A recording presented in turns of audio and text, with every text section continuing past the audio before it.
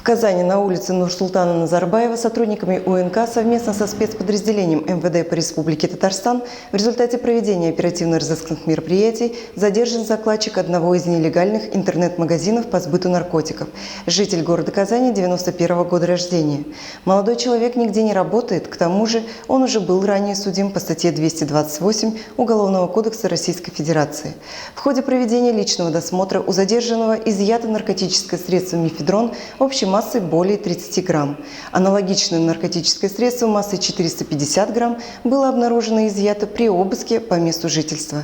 По данному факту возбуждено уголовное дело по признакам преступления, предусмотренного частью 3 статьи 30, частью 4 статьи 228 прим. 1 Уголовного кодекса Российской Федерации «Покушение на незаконное производство, сбыт или пересылку наркотических средств, психотропных веществ или их аналогов». Мы делаем вам вызов. Смотрите одну из самых рейтинговых программ о происшествиях в Татарстане на нашем сайте tnv.ru.